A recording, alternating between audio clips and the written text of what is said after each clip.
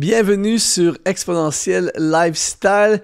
C'est une émission pour les personnes comme toi qui veulent vivre à fond pour le Seigneur, qui veulent devenir des disciples de Jésus et qui veulent prendre possession des promesses. Aujourd'hui, ça va être une émission ultra inspirante. Ça s'intitule « Dieu n'a pas dit son dernier mot » et je t'invite à rester jusqu'à la fin parce que nous allons regarder un personnage dans la Bible qui est ultra inspirant. C'est l'un des personnages de la Bible qui me touche le plus. En fait, son histoire me touche le plus et d'ici la fin de cette vidéo, je suis certain que tu vas être fortifié, encouragé dans ton être le plus profond et dans le but justement d'investir en toi, de te bénir, de contribuer au maximum, j'aimerais t'offrir l'accès à une masterclass qui s'appelle « Comment atteindre les sommets de ta vie ». C'est tout à fait gratuit. Tu vas dans le premier lien qui apparaît dans la description de cette vidéo et tu as un accès à cette masterclass où on va aller en profondeur et on va découvrir ensemble comment prendre de l'altitude, comment atteindre des nouveaux sommets, à rejoindre des nouveaux horizons dans notre vie. En fait, tout ce que Dieu a prévu pour toi et moi. Alors, après cette vidéo, sans hésiter, va dans le premier lien et rejoins cette masterclass. Alors aujourd'hui, j'aime cette pensée que parfois, il va y avoir, j'aime pas la pensée qu'il va y avoir des troubles dans nos vies, mais j'aime la pensée que Dieu est là au milieu de nos troubles. Et si nous voulons devenir des vrais serviteurs, servantes, des vrais disciples de Jésus, on a besoin de comprendre cette réalité que Dieu est avec nous, peu importe ce que nous vivons, que Dieu est là, même si on ne le voit pas, même si on ne le ressent pas, et que quand on pense que c'est fini, quand on pense qu'il n'y a plus d'espoir, quand on pense être au bout de la route, quand on pense être face à une impasse, eh bien, Dieu n'a pas dit son dernier mot. Si tu l'as déjà vécu dans ta vie, n'hésite pas à l'écrire dans les commentaires, comment toi aussi tu as déjà vécu cette expérience où Dieu, tu penses qu'il n'y a plus rien, mais Dieu n'a pas dit son dernier mot. Alors, je vais regarder avec toi aujourd'hui à 3 conseils de Joseph dans l'Ancien Testament pour surmonter les plus grands défis de ta vie. Peut-être qu'en ce moment, tu es face à un énorme défi dans ta vie, que ce soit dans ta carrière, dans tes études, dans ta santé, dans ta vie personnelle, dans ton ministère, dans ton business. Tu fais face à quelque chose et tu ne sais pas comment tu vas passer de l'autre côté. Tu ne sais pas comment tu vas surmonter cette situation, tu vas relever ce défi, mais reste avec nous jusqu'à la fin. On va regarder ensemble à Joseph qui a vécu quelque chose d'extrêmement compliqué et qui pourtant a vu la main de Dieu. Il sait que Dieu n'a jamais dit son dernier mot tant qu'il n'a pas dit son dernier mot. Alors, les 3 conseils que Joseph te donnerait aujourd'hui, le premier, ce serait ne jamais laisser le regard des autres te définir. Ça, c'est un principe qui est ultra important à comprendre. C'est une priorité quand tu veux marcher avec Dieu, accomplir le plan de Dieu, faire ta destinée et relever des défis. Il faut absolument que tu acceptes, que tu comprennes que le regard des autres, il ne faut jamais laisser le regard ou les paroles des autres laisser nous définir. Alors, on plonge ensemble dans le livre de la Genèse, au chapitre 37, verset 17. Joseph alla après ses frères et il les trouva à Dothan. Ils le virent de loin et avant qu'il fût près d'eux, ils complotèrent de le faire mourir. C'est quand même violent, là. C'est tes frères, ce sont ses frères. Tu vois un peu l'atmosphère qui règne. Ils se dirent l'un à l'autre, voici le faiseur de songes qui arrive. Venez maintenant, tuons-le et jetons-le dans les citernes. Nous dirons qu'une bête féroce l'a dévoré et nous verrons ce que deviendront ses songes. Il y a un sarcasme, il y a une violence, il y a une haine, une jalousie. C'est épouvantable cette situation que va vivre Joseph. Mais là où je veux attirer ton attention pendant quelques instants, c'est lorsqu'ils vont dire au verset 37, au verset 19 du chapitre 37, ils se dirent l'un à l'autre, voici le faiseur de songes. Si tu as été touché, inspiré, encouragé d'une façon ou d'une autre par l'une de nos émissions, tu dois savoir que c'est parce qu'il y a des partenaires qui nous soutiennent et qui nous permettent de réaliser ces émissions et les rendre disponibles au plus grand nombre possible. Alors, si toi, aujourd'hui, tu veux nous aider à aller encore plus loin, eh bien, deviens un partenaire d'Exponentiel TV en allant dans le lien qui apparaît au bas de l'écran ou dans la description de cette vidéo. Au nom de toute l'équipe, je te remercie déjà à l'avance. De retour à l'émission. Toi et moi, on connaît la suite de l'histoire. Si tu ne connais pas la suite de l'histoire de Joseph, on sait très bien que le gars est beaucoup plus qu'un faiseur de songes. Il va devenir un homme d'État. Il va être le bras droit du pharaon de l'Égypte. Il va sauver la nation d'une crise économique. Il va devenir le sauveur, d'une certaine façon, de son peuple. Il va sauver sa famille de la disette et de la famine. Le gars, c'est du haut niveau. C'est un leader de haut niveau. Mais ses frères qui sont proches de lui ne voient qu'en lui et le définissent comme le faiseur de songes. Évidemment, c'est quelqu'un qui était capable de discerner les songes et c'était quelqu'un qui avait des songes. Mais on sait très bien qu'il n'était pas que ça. Quelle catastrophe ça aurait été que Joseph se limite à ça? Et pourquoi je te partage ceci? C'est que pour relever les défis qui sont dans ta vie, pour passer au travers des obstacles, pour aller plus loin et monter plus haut et pour triompher parfois des combats qui sont contre toi, qui sont connectés souvent à ta grande destinée. Plus la destinée est grande, plus il y a des combats. Eh bien, tu as besoin de déployer tout ce que Dieu a défini. Tu as besoin de déployer tout ce que tu es, tout ce que Dieu a placé en toi. Et d'ailleurs, pour que Joseph sorte de l'impasse dans laquelle il était, pour qu'il devienne tout ce que Dieu avait prévu, il a fallu qu'il aille bien au-delà de ce que ses frères l'avaient défini. D'ailleurs, plus tard, lorsqu'ils vont vivre une famine épouvantable et que les frères vont être sauvés par Joseph, il va les nourrir, il va sauver leur famille, je suis pas certain qu'à ce moment-là, il le voyait encore comme le faiseur de songes uniquement. Et c'est important pour toi et moi qu'on comprenne aujourd'hui que, inévitablement, les gens autour de nous, certains sans méchanceté, d'autres parfois malheureusement avec de la méchanceté, mais les gens parfois vont nous définir en fonction de comment ils nous perçoivent ou en fonction de ce qu'ils savent de nous. Mais il leur manque de l'information et il n'y a personne qui pourrait savoir totalement, même les gens les plus proches de toi, parce que là ici on parle quand même de membres de sa famille, peuvent avoir une vision de toi, une perception de toi qui est erronée. Et si tu vis ta vie en fonction de comment les gens te voient, comment les gens te définissent, ah toi t'es pasteur. Disons que les gens, toi, t'es un pasteur. C'est très possible, mais il est possible également que tu sois 10 autres choses en plus d'être un pasteur. Donc, ça serait extrêmement triste que tu te limites à être que ça. Et il y a plein de gens autour de nous. Il y a des gens qui étudient, par exemple, dans un domaine d'activité parce que, justement, ils sont limités par ce que leurs parents ont vu en eux, parce que leurs parents voudraient qu'ils soient, parce que leurs parents les définissent. Il y a des gens qui servent dans un ministère parce qu'ils sont définis par ce que leur pasteur voit en eux. Et encore une fois, je veux bien clarifier que ce n'est pas nécessairement faux, mais c'est la plupart du temps, pour ne pas dire toujours, limitant. Alors aujourd'hui, pour passer au travers ton défi, pour triompher de ta situation, déploie tout ce que tu es et ne laisse personne te définir, ne sois pas limité. Les gens changent. Les gens peuvent te voir comme ça aujourd'hui et l'année prochaine peuvent te voir complètement d'une autre façon. Alors si toi, tu restes comment les gens t'ont vu l'année passée ou il y a 10 ans, eh bien, tu risques de passer à côté du plan de Dieu pour ta vie. Donc ça, c'est vraiment une pensée qui est ultra importante à comprendre. Ne laisse jamais le regard des autres te définir. Ça, le jour que tu comprends ça, c'est le jour où ta vie passe à un niveau supérieur et surtout, c'est là que tu vas passer au travers tes combats et tes difficultés. Deuxième chose, et là, c'est très important, encore plus important, c'est comprendre que le plan de Dieu est déguisé en problème. Ça, c'est une des choses, c'est pas facile, on est très honnête l'un envers l'autre aujourd'hui. Je sais qu'un problème restera un problème est rarement agréable, c'est pour ça qu'on appelle ça un problème, mais très souvent, le problème que tu traverses, que tu vis en ce moment, souvent, c'est ta bénédiction qui est déguisée. Dans Genèse chapitre 39, versets 1 à 4, ça dit « On fit descendre Joseph en Égypte, et Potiphar, officier de Pharaon, chef des gardes égyptiens, l'acheta des Ismaélites, qu'il y avait fait descendre.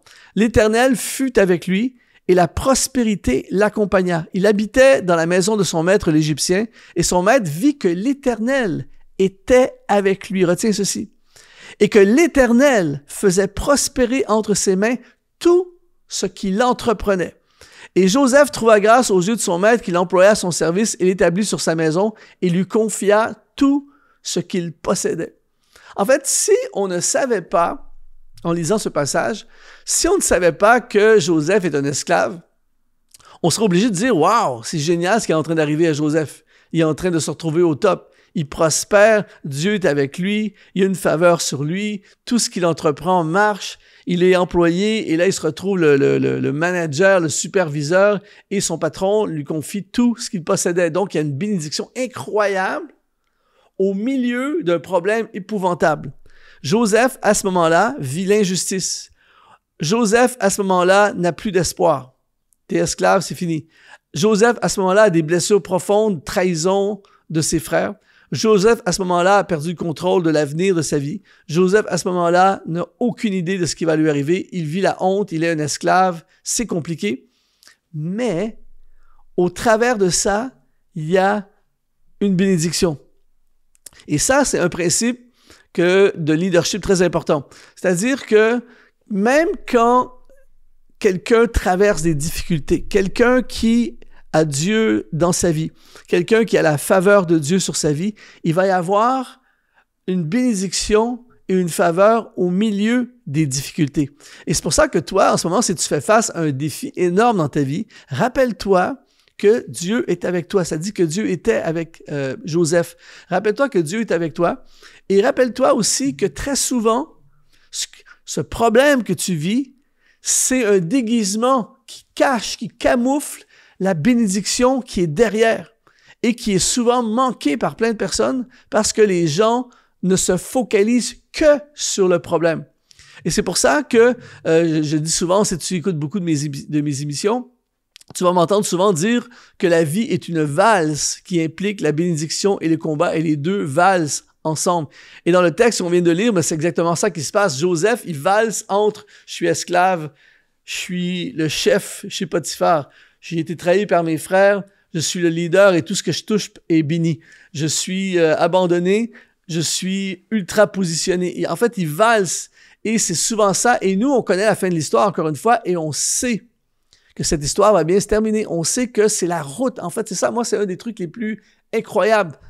C'est pour ça que je disais que cette histoire de la Bible me touche profondément parce que c'est compliqué, c'est horrible même ce qu'il vit à ce moment-là, Joseph, mais c'est la route qui va le conduire vers la méga bénédiction de sa vie. Toute sa vie prend son sens à cause de ce problème qu'il va surmonter. Alors aujourd'hui, toi, peut-être que tu es comme Joseph, peut-être que tu as été trahi, peut-être que tu es dans un trou noir, dans une vallée profonde, peut-être que tu fais face à de l'injustice à ton travail, dans ton église même, peut-être qu'on a dit des choses à ton sujet, peut-être que les portes sont fermées, peut-être que ta situation financière est désastreuse, peut-être que tu te sens seul, profondément oublié, tout ça. Mais attention, qu'arriverait-il si cette situation était quelque chose qui te force à aller là où normalement tu n'aurais peut-être pas été et que cet endroit où tu vas aller devienne le lieu de ta bénédiction. Joseph doit sauver son peuple à travers l'Égypte. Les Égyptiens n'ont pas vraiment de relation avec les Juifs. Il faut que Joseph se retrouve parmi les Égyptiens. Il faut qu'il ait un poste de leadership parmi les Égyptiens. Il faut qu'il apprenne la langue et la culture des Égyptiens pour devenir leur leader. Et ça semble être la seule route. Alors Joseph, à ce moment-là, si toi et moi, on est assis à côté de lui, on serait capable de dire, Joseph, je sais que c'est compliqué, je sais que c'est décourageant, mais accroche-toi, tu es en plein centre de la volonté de Dieu et très bientôt, tu vas vivre des bénédictions qui te dépassent. Donc, fais attention parce que le plan de Dieu, il faut comprendre que le plan de Dieu est souvent déguisé en problème. La troisième chose que Joseph nous enseigne pour relever les plus grands défis de notre vie, c'est attendre la promesse. Attendre la promesse. Genèse, chapitre 40, verset 23. Le chef des échansons ne pensa plus à Joseph et il l'oublia. Et là, il s'est passé plein de choses qu'on n'a pas eu le temps d'aller en détail. Mais Joseph va se trouver en prison, il va être encore une fois accusé encore injustement. Et là, il est dans le fond de la prison et le temps passe. Il se passe absolument rien. En tout cas, dans le visible, il se passe rien. Dans l'invisible, le plan de Dieu continue à être en opération. Et là, il va avoir une lueur d'espoir. Il va parler à des gens, il va interpréter leurs rêves, tout ça. Mais quand le gars va sortir, Joseph lui dit « Parle de moi quand tu vas sortir, aide-moi, fais quelque chose en ma faveur. » Tout ça, le gars dit « Pas de souci. » Le gars, il part et, comme ça arrive souvent, il l'oublia complètement, Joseph. Et là, tu as envie de tout larguer. Je ne sais pas si tu as déjà vécu dans ta vie une situation où t'es vraiment, c'est décourageant et tout à coup, il y a une lueur d'espoir. Tu penses que ça y est, ça va se passer. Et puis, pire encore, la porte se ferme et là, tu descends encore plus bas. Et Genèse chapitre 41, verset 1 dit, « Au bout de 2 ans, Pharaon eut un songe. » 2 ans. Le gars l'a oublié. Ça n'a pas été une semaine ou deux. 2 ans vont se passer. Chapitre 41, verset 39. « Et Pharaon dit à Joseph, « Puisque Dieu t'a fait connaître toutes ces choses, il n'y a personne qui soit aussi intelligent et aussi sage que toi. » Et là, tout à coup, Joseph va vivre un changement. La promesse est en train de se réaliser. Il dit au chapitre 41, verset 40, « Je t'établis sur ma maison et tout mon peuple obéira à tes ordres. Le trône seul m'élèvera au-dessus de toi. » Et Pharaon dit à Joseph, « Vois, je te donne... » Imagine, là, t'entends le Pharaon te dire ça, là. Écoute bien. « Je te donne le commandement de tout l'Égypte. » C'est incroyable qu'on y pense. Si on se rappelle tout ce qui est passé entre la trahison, entre l'accusation, la prison, l'oubli, tout ça, et là, tout à coup, la situation renverse, change. Pourquoi? Parce que Dieu n'a pas dit son dernier mot. Quand Joseph a été accusé de viol, Dieu n'avait pas dit son dernier mot. Quand Joseph a été vendu par ses frères, Dieu n'avait pas dit son dernier mot. Quand le gars l'a oublié dans la prison, Dieu n'avait pas dit son dernier mot. Écris dans les commentaires si ça te parle, Dieu n'a pas dit les derniers mots sur ma vie. Il n'a pas dit son dernier mot sur toi. Et tant que ce n'est pas fini avec Dieu. Il y a toujours de l'espoir, mais attends la promesse. Et je sais, parfois, c'est pénible. Parfois, tu as l'impression que Dieu a oublié. Et là, Joseph, il est mieux placé que toi et moi. On a vraiment, tous les signes semblent montrer que Dieu l'a oublié, mais Dieu ne l'avait pas oublié. Dieu ne t'a jamais oublié. Ce qu'il a dit qu'il ferait dans ta vie, il va le faire. Ce que Dieu a dit qu'il accomplirait, il l'accomplira. Et il suffit d'attendre la promesse. Si tu veux surmonter l'épreuve, si tu veux surmonter la montagne, si tu veux surmonter le géant, si tu veux relever ce défi dans ta vie en ce moment, il y a des moments où il faut simplement s'appuyer sur la promesse de Dieu, attendre la promesse de Dieu, ne pas forcer et attendre. Et je sais que c'est pas facile, mais dans cette période d'attente, Dieu est avec toi.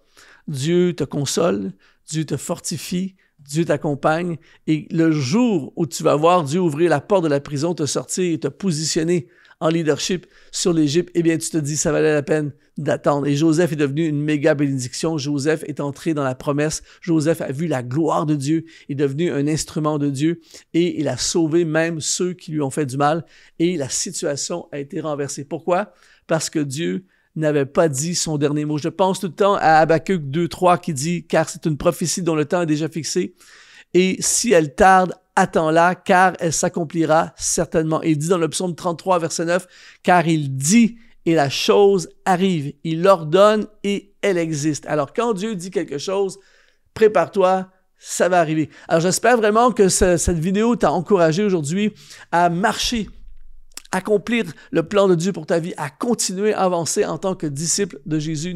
N'abandonne pas, accroche-toi à ses promesses, fais-lui confiance, même si la prison est difficile, sache que Dieu n'a pas dit son dernier mot et n'hésite pas à écrire dans les commentaires, mets un like sur cette vidéo, ça va la projeter dans l'algorithme YouTube et plusieurs personnes pourront l'entendre. Également, n'hésite pas à me rejoindre dans cette masterclass, comment atteindre les sommets de ta vie. C'est le premier lien qui apparaît dans la description de la vidéo. Ici Luc Dumont et je te dis, sois exponentialisé.